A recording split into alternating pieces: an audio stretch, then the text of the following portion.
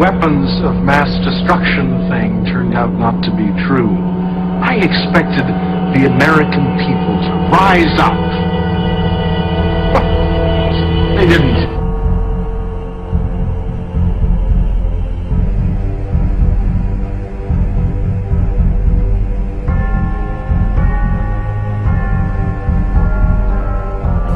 It's not that the people are in charge, but that the people's desires are in charge.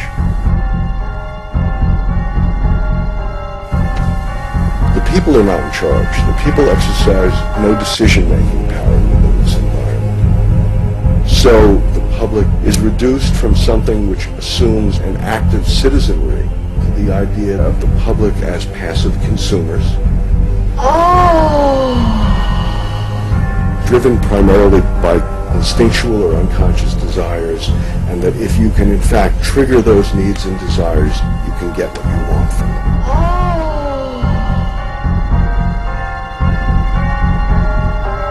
Then, when the Abu Ghraib torture thing surfaced, and it was revealed that our government participated in rendition, a practice where we kidnap people and turn them over to regimes who specialize in torture, I was sure then the American people would be heard from. We stood mute. Do you support the proposal for all US Muslims to carry a special ID card? Yes. Yes. Yeah, I think they should. I think they should. Which Muslims should have a special security number tattooed on their arm? Only the evil Muslims? Only Arab Muslims? Or all Muslims? I would say all of them. All of them have a security number tattooed on their arm. I think there should be something special, some special mark or something. Maybe a computer chip? Right, computer chip or something, that way they can't hide it. Yeah. Or it's glued to their clothes or something. Statistics that came out over the last 5 years about the low knowledge of the American people about Iraq and 9/11. You know, on the eve of the Iraq War, only 1/3 of the American people understood that most of the world opposed our invasion. Another third thought the rest of the world was cheering us on because of all the talk about the Grand Coalition. And another third thought, oh, it was kind of mixed out there. They didn't apparently get a clue about how the largest rallies in history were organized in Spain, in Britain, and in other places against this war. Then came the news that we jailed thousands of so-called terrorist suspects, locked them up without the right to a trial or even the right to confront their accusers. Certainly, we would never stand for that. We did. The government knows best. The Constitution be damned.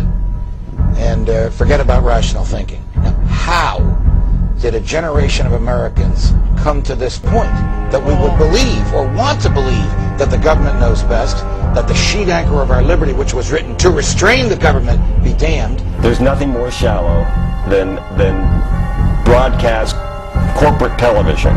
And it's shallow for a reason, because the people who are watching the television sets don't have much knowledge. And so there's a constant emphasis to talk about something that is not going to go over the heads of the audience. So instead of having a conversation up here, the conversation is always down here. And now it's been discovered the executive branch has been conducting massive, illegal, domestic surveillance on its own citizens. You and me. And I at least consoled myself that finally, the American people will have had enough. Evidently we haven't. And the fact is that there's nobody in politics today defending individual rights. There are people talking about state rights, this right, that. The essence is individual rights, and we need to start defending individual rights. Is this hopeless? I think if you project 10 years out, 15, 20 years out, there's real hope. Short term, it's a disaster. Prosecutors and sheriffs from across Missouri are joining something called the Barack Obama Truth Squad. They also say they plan to respond immediately to any ads and statements that might violate Missouri ethics laws. Later, at this sit-in protest at the Minneapolis Housing and Urban Development Office, our photojournalist Jared Bergerson was ordered by police not to videotape the demonstration and pushed into an elevator. One person was later arrested. In fact, if the people of this country have spoken the messages, we're okay with it all.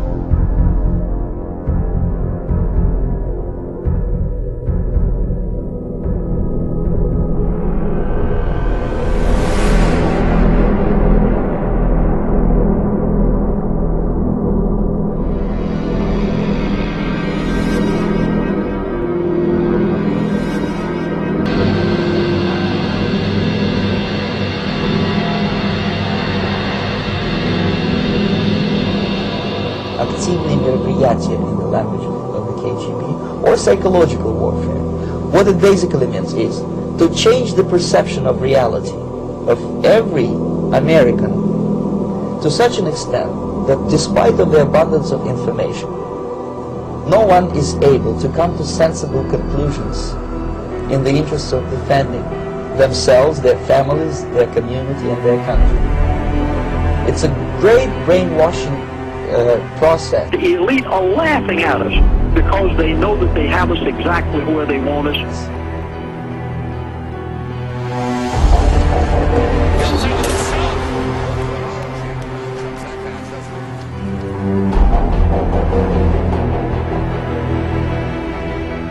Here you see the first time a sound cannon was used to disperse people in the United States. Yes, it can cause ear damage, as people in Iraq already know. It sounds like the Secret Service took over the entire event. There were 40 different agencies in charge. Highways were closed, there were gunboats in the river, there were helicopters overhead, hundreds and hundreds of the police and military in the, what they were calling the Ninja Turtle outfit, the big vests and helmets and shields and shin guards and the like. They had armored vehicles. I'm talking probably about 6,000 or 7,000 law enforcement people who were there with really nothing to do except chase the protest. The right to dissent, the right to freedom of assembly and that stuff was suspended because the G20 was in town, and it really turned into a police state. There is just a progressive militarization and a progressive suspension of the Constitution. The people have the right to assemble. The people have the right to assemble. Congress shall make no law respecting an establishment of religion or prohibiting the free exercise thereof, or abridging the freedom of speech, or of the press, or of the right of the people peaceably to assemble. By order of the City of Pittsburgh Chief Police, I hereby declare this to be an unlawful assembly. By order of the City of Pittsburgh Chief Police, I hereby declare this to be an unlawful assembly.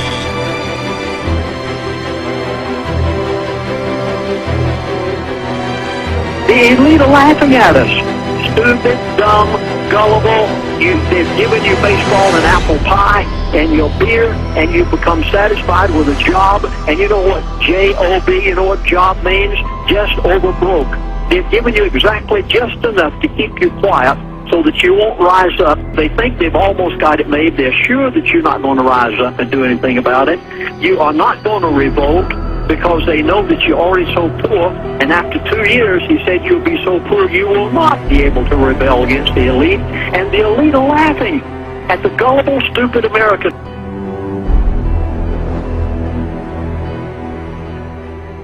How bad do things have to get before you do something? Do they have to take away all your property?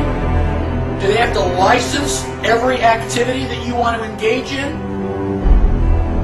Do they have to be throwing you on cattle cars before you start to say, now wait a minute, I don't think this is a good idea?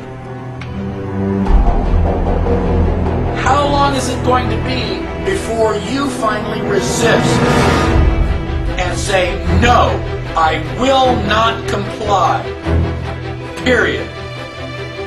Ask yourself now, because sooner or later you're going to come to that line, and when they cross it, what are you going to say? Well, okay, cross this line. Okay, now cross that line. Okay, now cross this line. And pretty soon, you're in a corner. Sooner or later, you've got to draw a line and stand your ground, whether anybody else does or not. That is what liberty is all about.